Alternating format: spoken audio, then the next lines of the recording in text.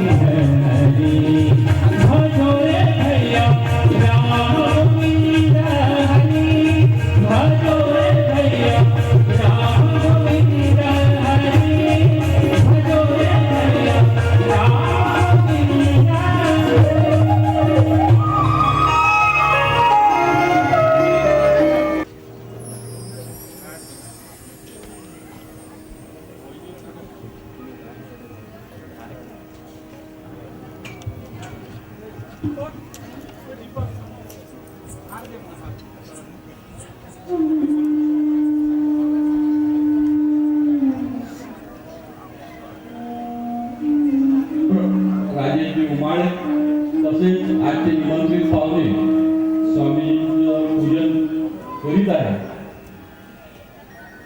तरी स्वामी कार्यक्रमासाठी उपस्थित झालेले आहे तेव्हा सर्वत्र बाहेर उद्या मंडळींनी कृपया कार्यक्रमस्थळी येण्याची विनंती करण्यात येत आहे. इकडून इकडून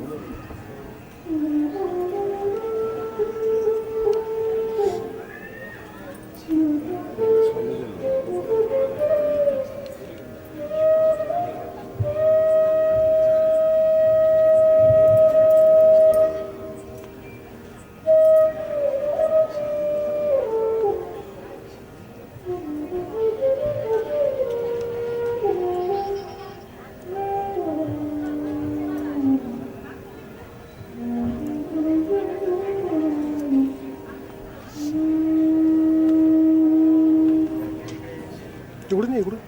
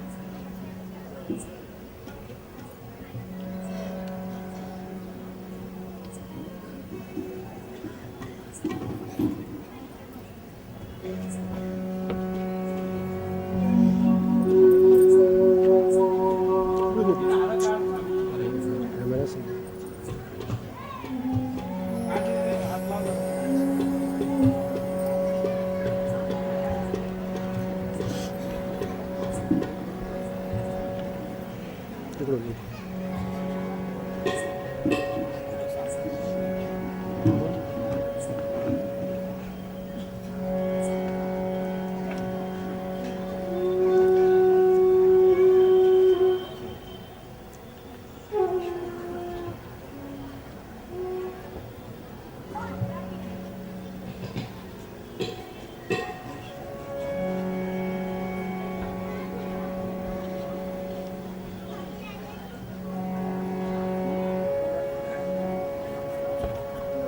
नितिन के पास ले लीजिए।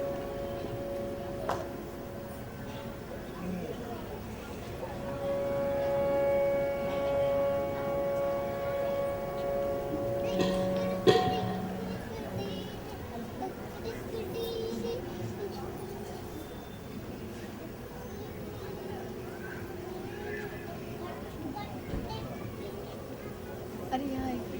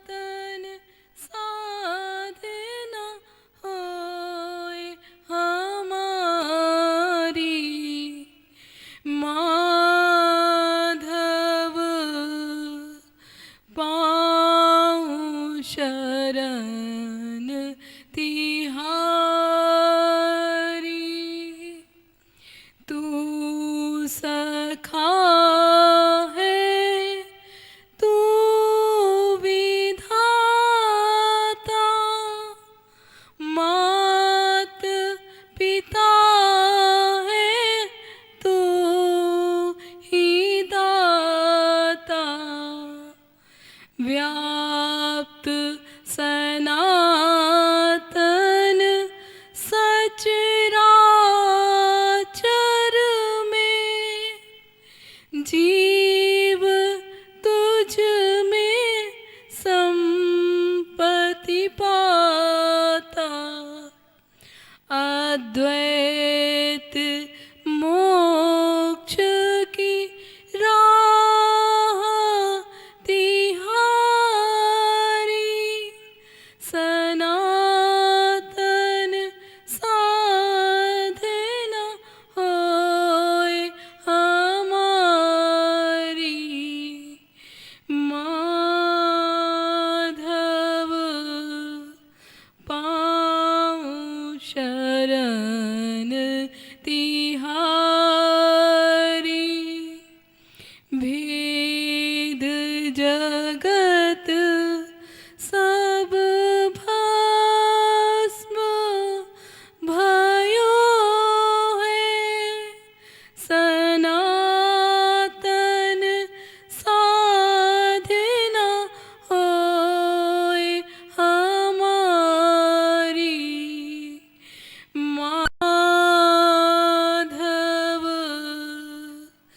पाऊँ शरण तिहारी,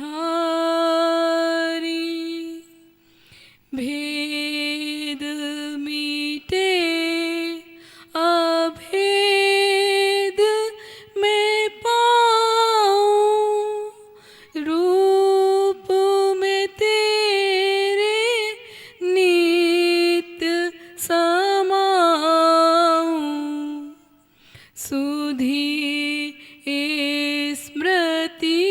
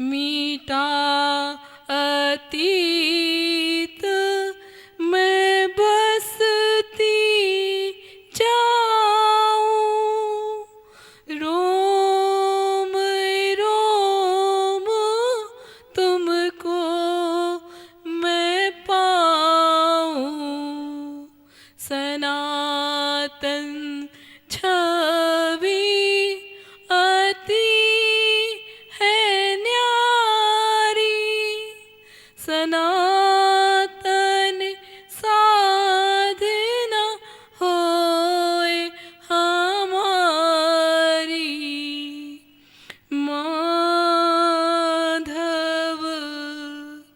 पाऊं शरण तिहारी, भेद जगत सब भस्म भयो है, सनातन साधना होए हमारी, माधव पाऊं शरण तिहारी।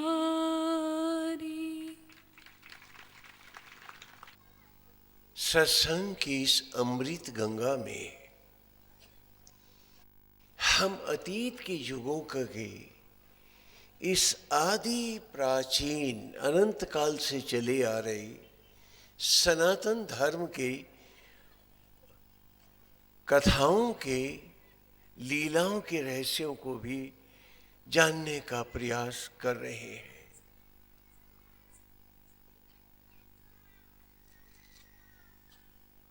और हमने अब भली प्रकार भले संक्षेप में लेकिन जाना है कि इन सद्ग्रंथों के पीछे हम सब के जीवन का एक एक क्षण खड़ा है। श्री राम की कथा में जाना कि हम दशरथ भी हैं और दशानन भी। जब 10 इंद्रियां नियंत्रित में करके आत्मा श्री हरि को अर्पित होते हैं तो दशरथ हमारी राह होती है, उत्तरायण मार्ग होता है। और 10 इंद्रियों को 10 मुंह बना, इन्हीं की अतृप्तियों के पीछे भागते हैं तो वो दशानन रावण की गति हो जाती है। परमेश्वर एक पिता है, हम सबके जनक हैं। उनकी लीला का उद्देश्य हमारे जीवन को अमृत में बनाना और पाठ पढ़ाना है। श्री कृष्ण की कथा में भी कंस है, मन हमारा और आत्मा श्री कृष्ण है। गोकुल से भगवान आते हैं मथुरा में और कंस का वध करते हैं।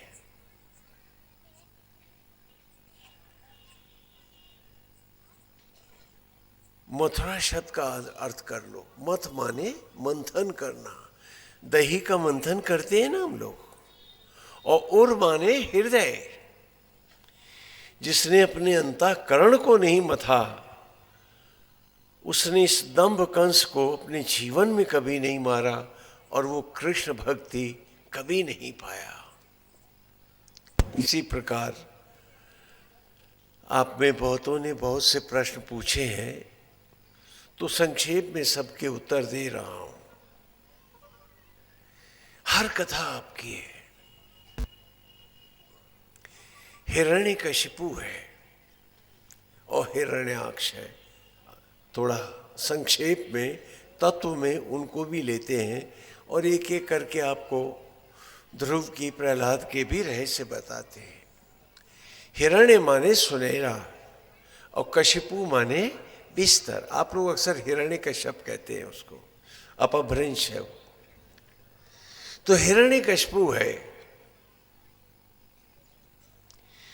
उसका पुत्र है प्रहलाद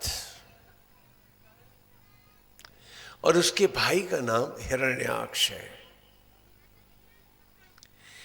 और आप विस्तार से लीलाएं होती हैं, त्यौहार मनाते हैं। हर त्यौहार के पीछे आपके जीवन को ही बड़े मनोरम ढंग से लीलाओं के द्वारा दिखाया गया है, क्योंकि अगर जीवन हमारा पवित्र नहीं हुआ तो हमने भक्ति भी नहीं पाई है। हिरण्य माने सुनहरा और कशपू माने बिस्तर। विषय वासनाओं का, अतृप्तियों और इच्छाओं का सुनहरा बिस्तर हिरण्यकशिपु अर्थात हिरण्यकश्यप, जो कुछ भी आप कहते हैं, ये हमारा मन है और इसका बेटा है। कथा हमारे कथावाचक विस्तार से करते हैं, हम संक्षेप में ही रहेंगे। इसका बेटा है प्रहलाद। प्रा माने अजर अमर अविनाशी, हलाद माने मस्ती। आह्लाद शब्द हलाल से ही बना, व्युत्पत्ति हलाद है उसका। आत्मा का अमृत रस प्रहलाद है। मन कहता है विषयों में भटको, संसार ही सब कुछ है। और हिरण्यकशिपु कहता है मैं ही भगवान हूं, दंभ ही भगवान है। मेरा घर है ना, मेरा कुनबा है ना, मेरी बात चलेगी। और प्रहलाद कहता है वो हरि नाम का गुणगान करता है, वो महाविष्णु का अनन्य भक्त है। और तब हिरण्यकशिपु उसे पढ़ने के लिए भेजता है, आजकल तो विशेषकर। लेकिन वहां पर भी प्रहलाद अपनी आत्मा की मस्ती, विष्णु की भक्ति नहीं छोड़ता। कथा आप सब ने विस्तार से सुन रखी है और लीलाएं भी की हैं, मंच पर भी देखा होगा। आजकल मंच की लीलाएं थोड़ी कम हो गई हैं और शायद टीवी है, फिल्में हैं, तो मंच के नाटक अब घटने लगे। पहले वही मनोरंजन का और ज्ञान का भी साधन होते थे। बहुत पीड़ाएं देता है वो प्रहलाद को। उसकी बहन है होलिका। वो होलिका हिरण्यकशिपु की बहन है, जो आज आपकी सारी उम्र को वासनाओं में जलाती है। वासना का दूसरा नाम होलिका है। वो कहती है मैं नहीं मरूंगी, अतृप्ति हूं मैं, लेकिन मेरे पीछे भागने वाले सब मर जाएंगे, तृष्णा नहीं मरेगी। और आज हम सब अतृप्तियों के पीछे ही तो जाकर मरते हैं। होलिका जिंदा रहती है और हम मर जाते हैं, क्योंकि उसको वरदान मिला हुआ है। एक दुशाला है सूरज का उसके पास, तो वो प्रहलाद को लेकर के गोद में बैठ जाती है कि यदि हिरण्यकशिपु को वो भगवान मानेगा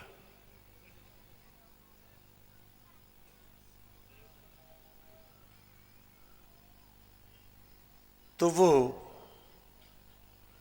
उसे दुशाले में लपेट के ले आएगी, नहीं तो जल के मर जाएगा। लेकिन जब जब जीव जलता है तो वासनाओं को भी जलना होता है। ईश्वर की लीला से तेज आंधी आती है, दुशाला प्रहलाद को लिपट जाता है और होलिका स्वयं मर जाती है। और तब हिरण्यकशिपु पूछता है प्रहलाद से,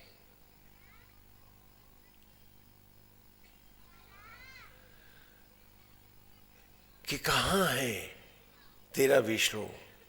कहा वो तो सर्वत्र है, मुझ में है, तुझ में है, इस खंभ में है। वो खंभ पर प्रहार करता है तो भगवान नृसिंह प्रकट होते हैं। मंदिरों में आप मूर्तियां देखते हैं, लेकिन इसके पृष्ठ में उपदेश और कथा क्या है, आज उसे हम भली प्रकार नहीं जान पाते। और तब हिरण्यकशिपु मन का अंत होता है, प्रहलाद की अर्थात सत्य की जीत होती है। हिरण्यकशिपु को मन को वरदान है, ये ना दिन में मरेगा और ना रात में मरेगा, ये ना सुबह मरेगा न सांझ में मरेगा, ये न धरती पर मरेगा और न ये आकाश में मरेगा। इसे कोई भी देवता, पशु, मनुष्य नहीं मार पाएंगे। ये मरेगा तप की दहलीज पर आकर, आत्मयज्ञ की अग्नियों में समाकर, जब भगवान नृ सिंह रूप धारण करेंगे। ब्रह्म ज्वालाओं को, यज्ञ की अग्नियों को हम वैदिक संस्कृत में नृ सिंह कहते हैं, ये उनका नाम है। आत्मयज्ञ की ज्योतियों में मरेगा। जो तप करेगा वो विष्णु को पाएगा, नहीं तो जिंदगी की दहलीज पर आपको हिरण्यकशिपु की तरह ये मृत्यु आपको उठा ले जाएगा। पहले गुरुकुल की ये कथाएं होती थी। इसी प्रकार महाराज उत्तानपाद की कथा है और ध्रुव की कहानी है। अब आप ध्रुव तारा तो देखते हैं, लेकिन एक अटल तप आपको भी करना है, जीवन के अमृत को पाना है, आप भूल जाते हैं। महाराज उत्तानपाद है, मनुष्य मात्र उत्तानपाद है। पैर तो जमीन पर हैं, लेकिन जाना तो प्रभु की राह है, नारायण के धाम है। तो उत्तानपाद है, ऊपर को उठना है, अमर राह पानी है। हम सब उत्तानपाद हैं। महाराज उत्तानपाद बड़े ही धर्म प्राण हैं। कथा में बहुत संक्षेप में ले रहे, क्योंकि हमें भागवत की कथाओं में, कृष्ण की कथाओं में भी आना है और समय की भी मर्यादा का ध्यान रखना है। तो महाराज उत्तानपाद की पत्नी है, उनका नाम है सुनीति। जीवन में सुनीति आए, नियम संयम साधना आए, तो महाराज उत्तानपाद हो का जीवन धन्य हो जाए। वे बड़े प्रसन्न हैं। लेकिन एक दुख है, बड़ा भारी है, उनके संतान नहीं है।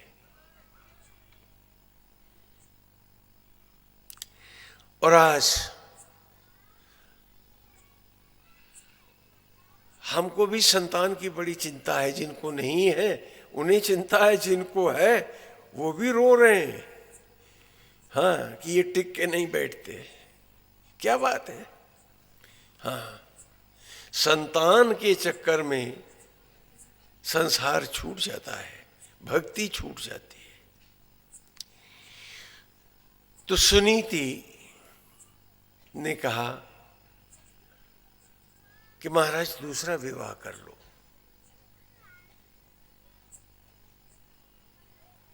देखो संसार कैसे लपेटता है इन कथाओं में, प्रभु की लीलाओं में ये दिखा रहे हैं। वो नहीं मानते हैं, लेकिन महारानी की जिद पर उसकी छोटी बहन से उनका विवाह होता है और उसका नाम है सुरुचि।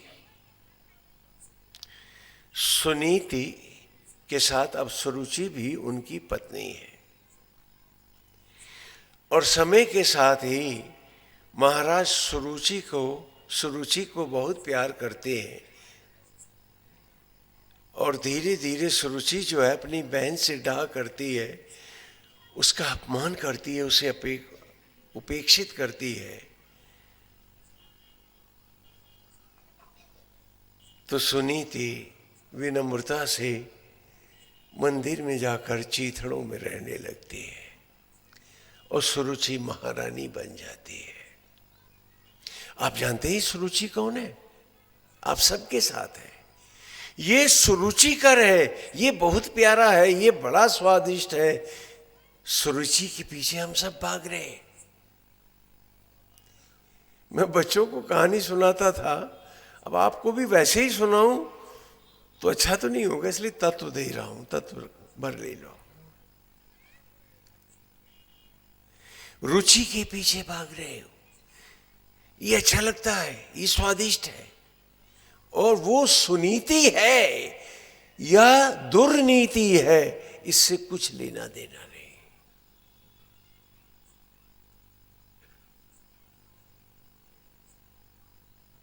किसकी कहानी है? हम सब की कथा है। और गुरुकुल में मैं बच्चों को पढ़ाता हूं वेद के साथ,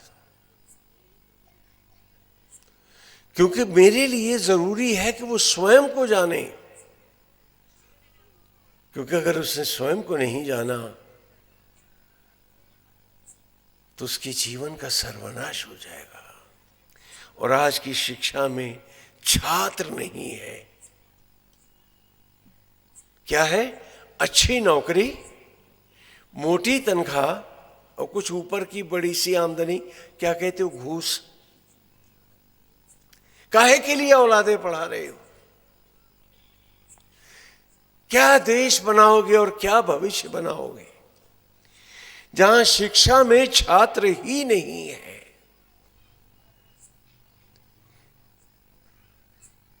और बड़े बड़े अनुसंधान हो रहे हैं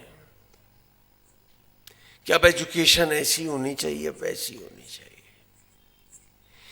महाराज उत्तानपाद भी अब अधोपाद हो गए हैं, सुरुचि की विषयासक्तियों में फंस बैठे हैं। और सुनीति एक बियाबान मंदिर में बैठी हुई है, वो आज भी बैठी है। जब पूजा पाठ करते हो तो एक चीथड़ा कपड़े का लक्ष्मी जी को चढ़ाते हो और एक डोरी गणपति को धर देते हो। मतलब सुनीति के लिए बस इतना ही काफी है, और बच्चों के लिए बढ़िया कपड़े लाते हैं, उनके लिए रुचिकर लाते हैं। मैं आपको आप ही की कहानी सुना रहा हूं। सत्य आज भी अनाथ चीथड़ों में, उन बियाबान मंदिरों में, उस जलते हुए दिए के पास बैठा है।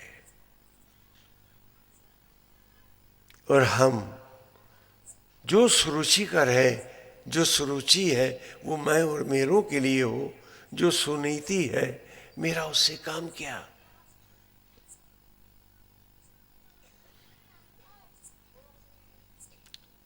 प्रभु की कृपा से, तप और साधना से दोनों को संतान की प्राप्ति होती है।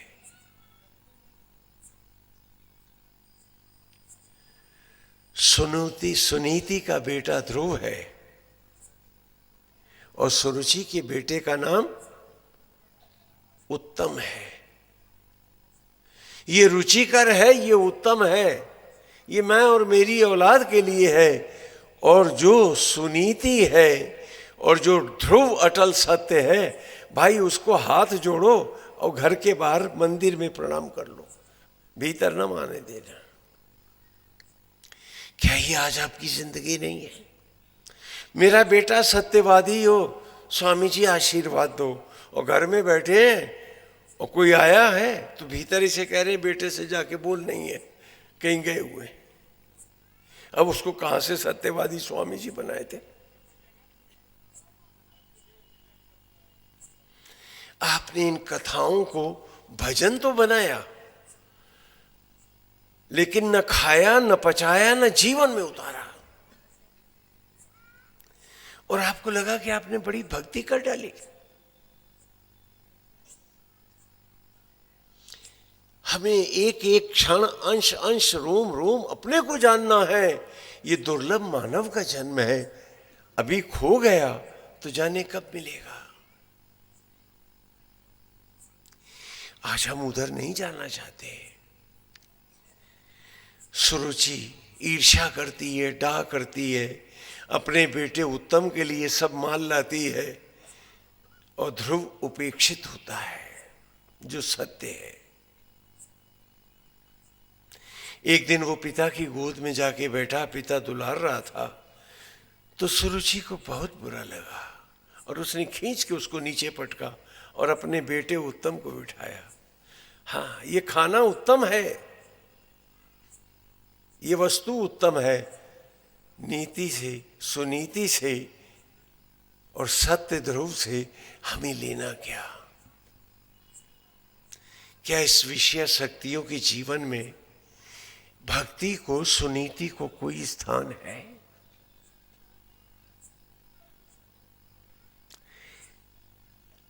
पूजा कराते हैं, थोड़ा सा कपड़ा लक्ष्मी जी को चढ़ाया, उनके लपेटा और बढ़िया साड़ी सुरुचि के लिए। भगवान के साथ इतना ही संबंध है हमारा। बोलो गलत कह रहा हूं क्या? जरा अपनी भक्ति तोलो।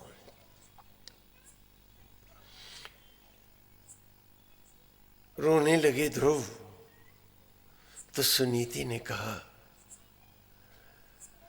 उसकी गोद में जाओ बेटी, जो सचराचर के स्वामी है, विष्णु है। और छोटा सा बालक ध्रुव वन को चल दिया।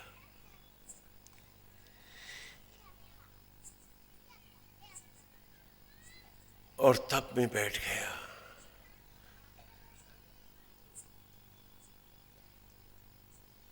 गुरु की कृपा हुई, संत ने कहा कि अब बाहर ही भगवान की मूर्तियां न बना, अपने अंतःकरण में बसा ले, क्योंकि जीवन का, धर्म का सत्य अपने भीतर नारायण को प्रकट करके भजना है। बाहर तो हम पाठ पढ़ते हैं। वो अटल समाधि में बैठ गया।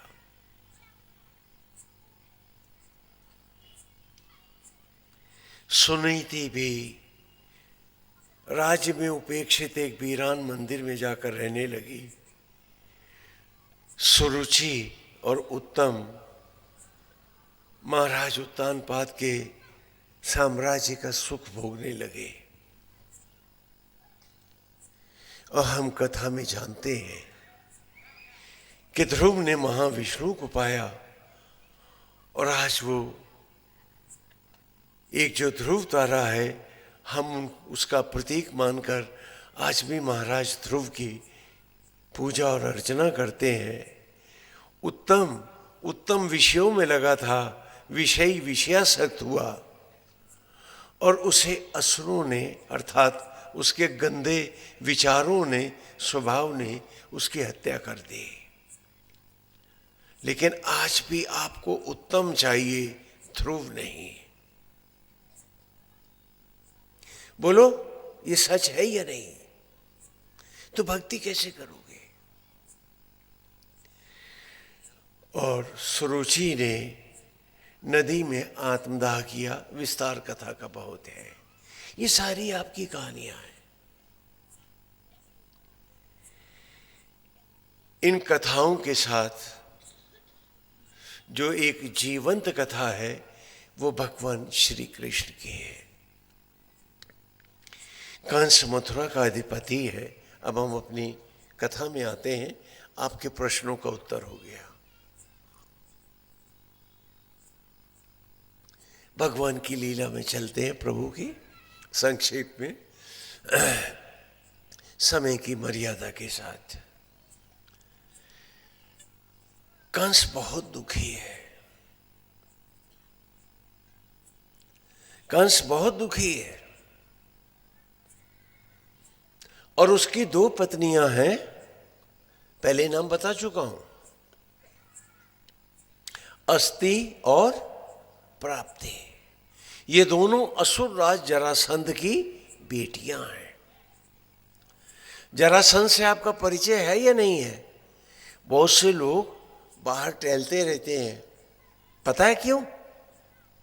ज्यादा देर बैठ नहीं सकते, जरासंध सताएगा ना।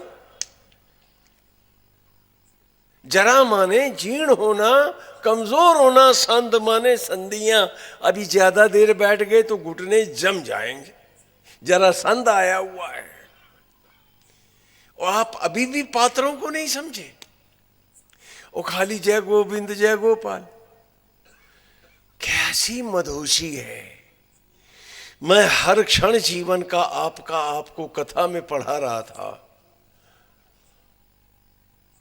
और आप इतने बेसुध थे कि काल्पनिक पात्रों के पीछे भाग रहे थे और अपना भान भी नहीं कर पा रहे थे। जरासंध के डर से ज्यादा देर बैठे, हाँ तो अब हम भी 100 बरस के हो रहे हैं, तो जरासंध तो आया ही हुआ है थोड़ा थोड़ा। गोविंद हरे, ये जरासंध है। और इसकी 2 बेटियां हैं, अस्ति और प्राप्ति। इसी अस्ति माने ये मेरा है, खबरदार कोई दूसरा छुए ना इसे। और प्राप्ति, ये और प्राप्त कर लूं, उसका उठाए लूं। सारी जिंदगी अस्ति और प्राप्ति में गई। आपकी हालत कितनी दयनीय है।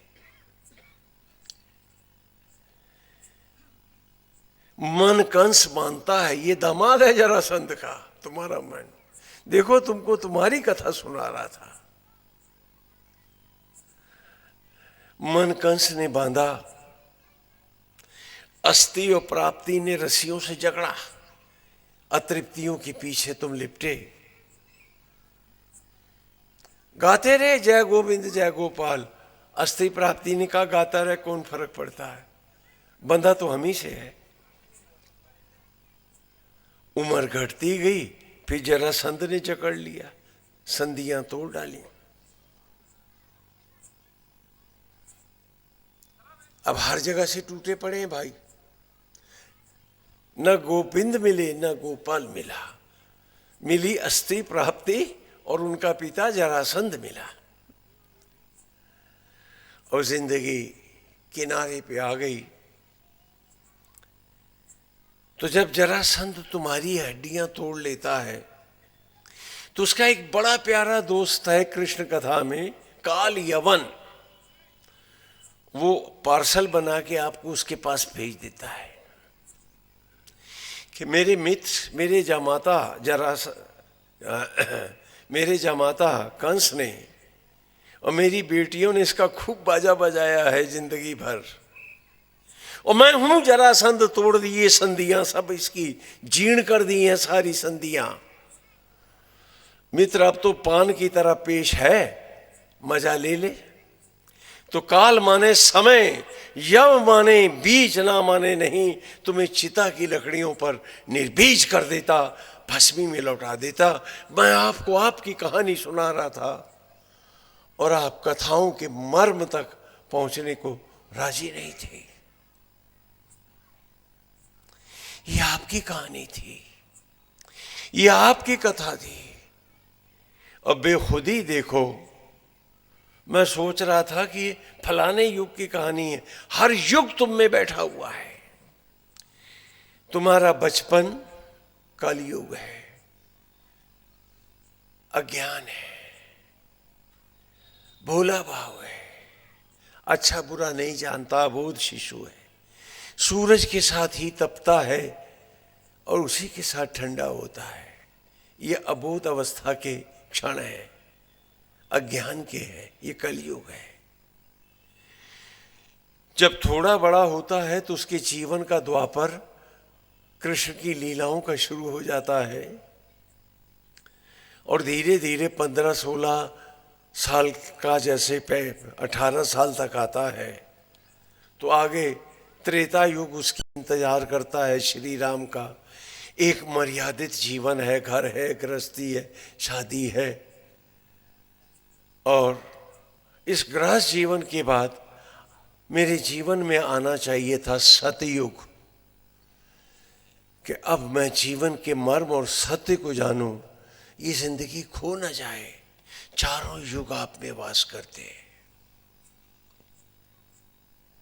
सबसे छोटा कलयुग है,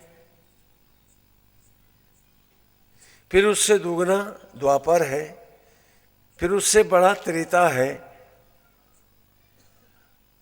और उसके बाद सतयुग है।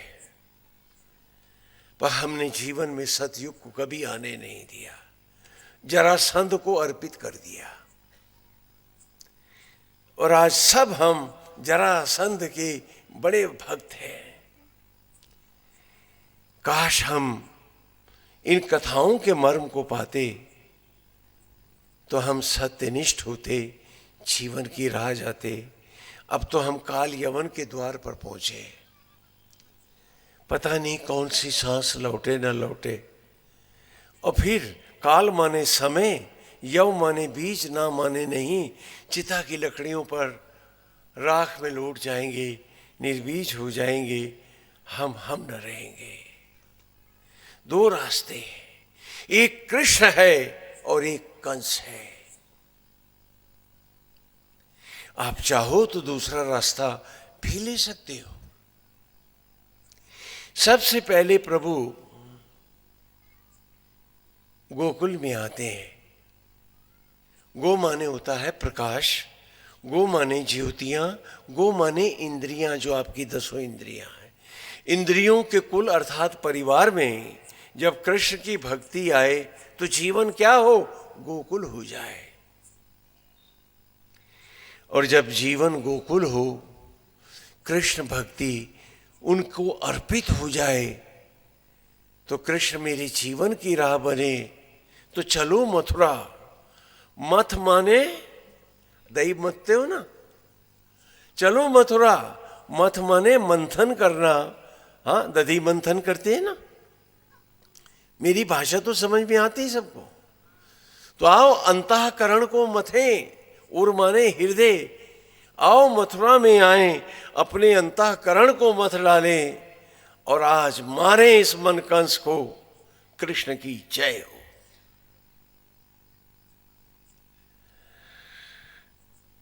मौत नहीं है जहां, गोविंद है वहां। आपको पता है ना मथुरा कौन सी नदी के किनारे है? बताओ। यमुना। यमु अर्थात यमराज ना है, नहीं है जहां, कृष्ण भक्ति है वहां। आप इसे तत्व से, मर्म से ग्रहण करेंगे तभी तो जीवन का अमृत होगा। गो माने ज्योति, पी माने पान करने वाली।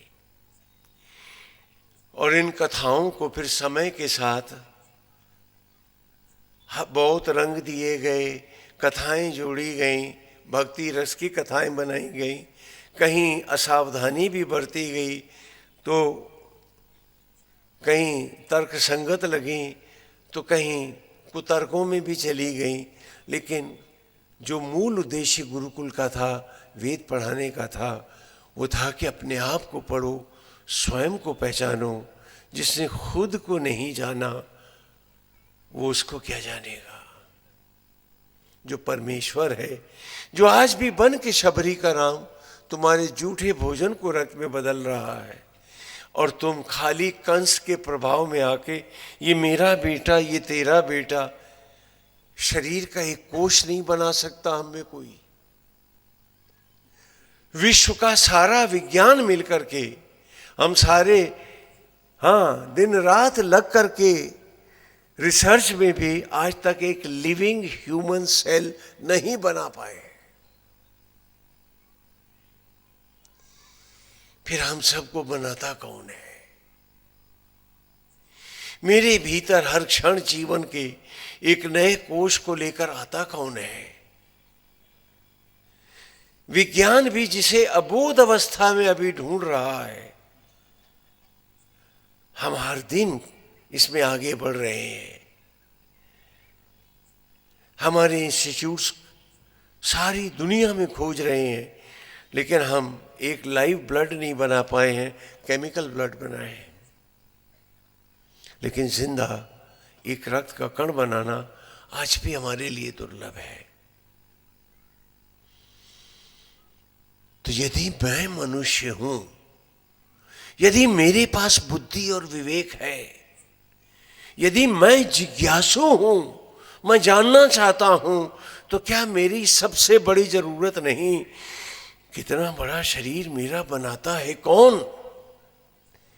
और हर क्षण मेरे जूठे भोजन को बन के शबरी का राम मुझे हर ओर से ज्योतियों से, संतति से, बुद्धि और विवेक से पालता है कौन? आज लोभ के लिए भक्ति करते हो।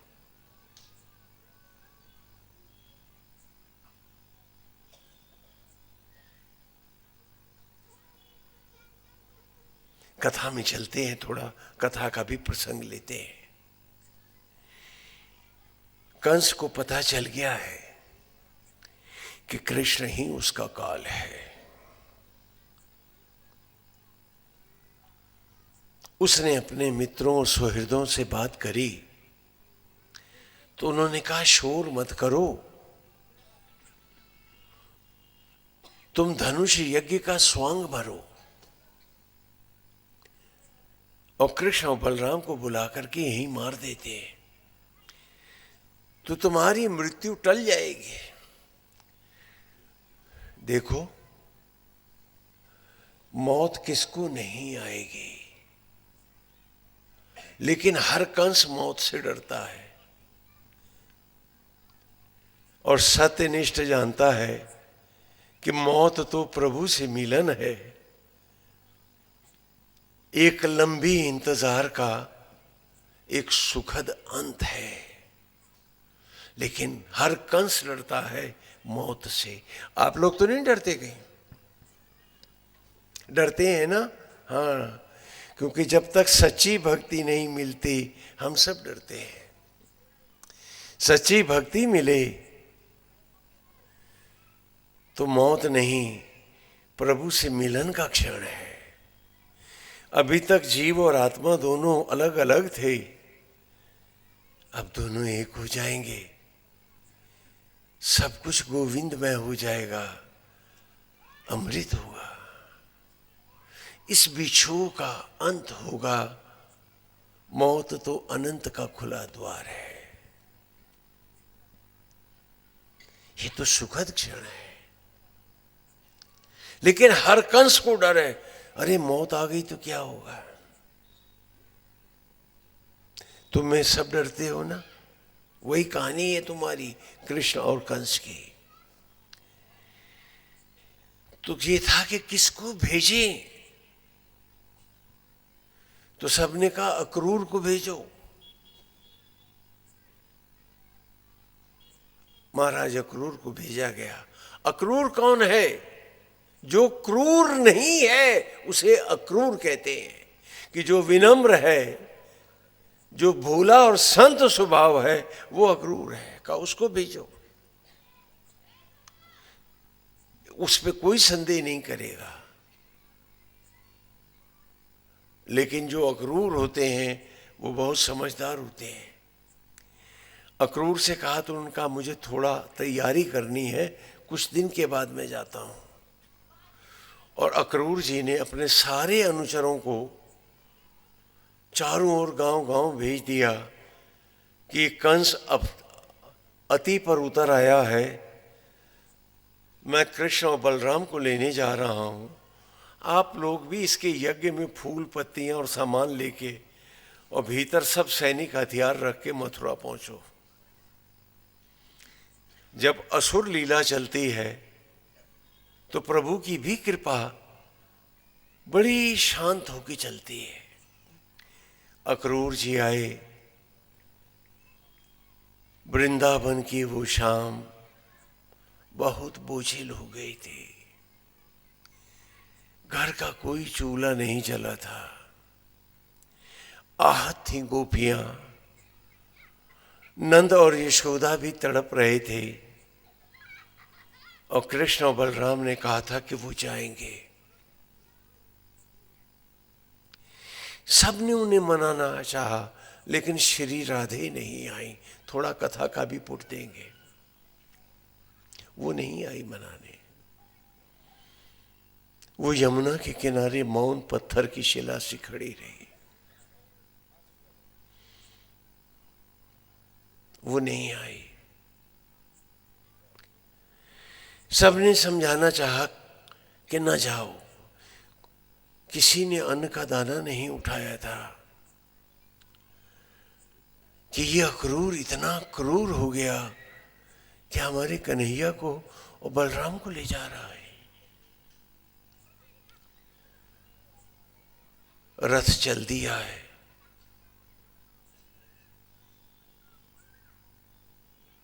गोपियां लौट गई हैं। कृष्ण और बलराम ने उन्हें समझा के हटाया है। बिलख रही हैं।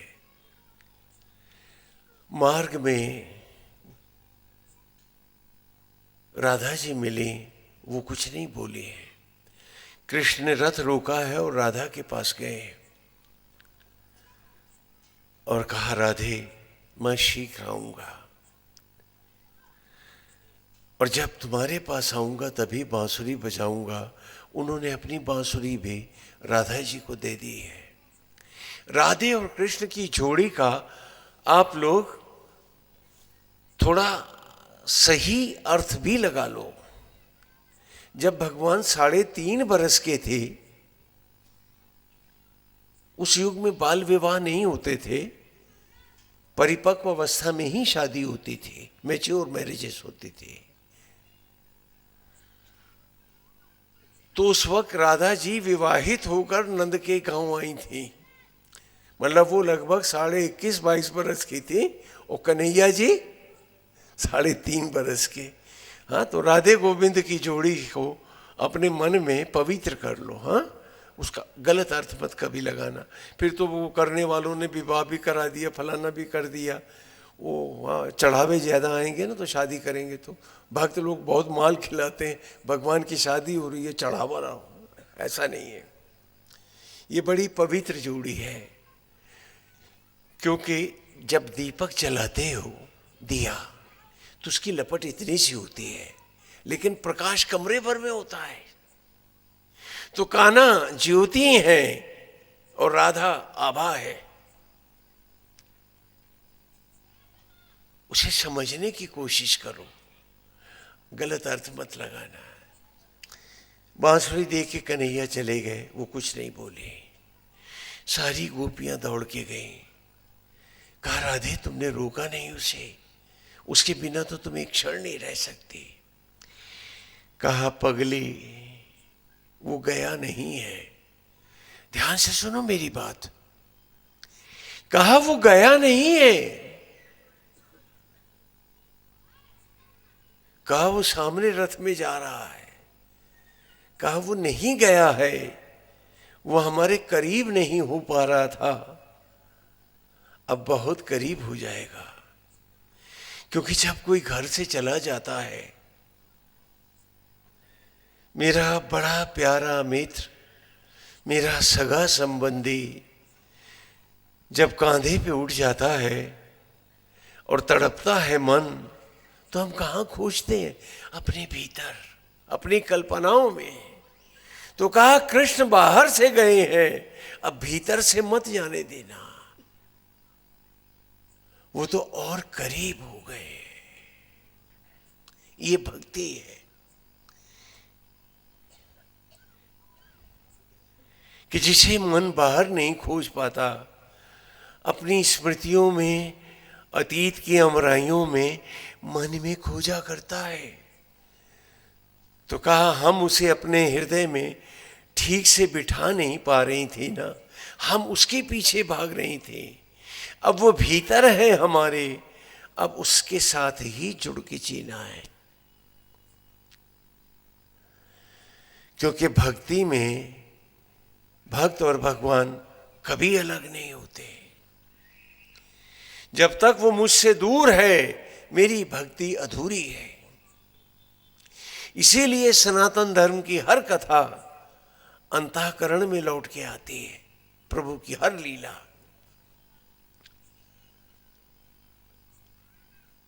उनको बहुत से प्रयास कंस ने किए, नदी में भी और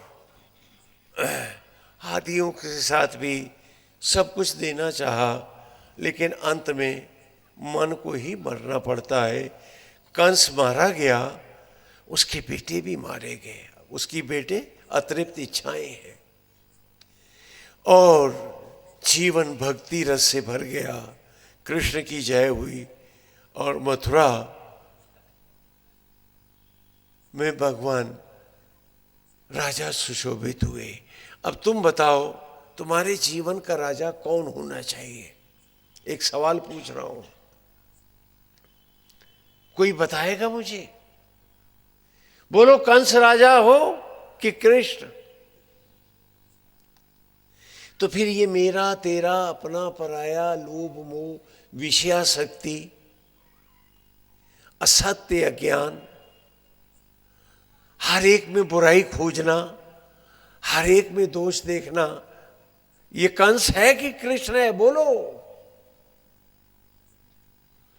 आज आपके इस मथुरा का राजा कौन है? अपने आप को जवाब दे डालो आज।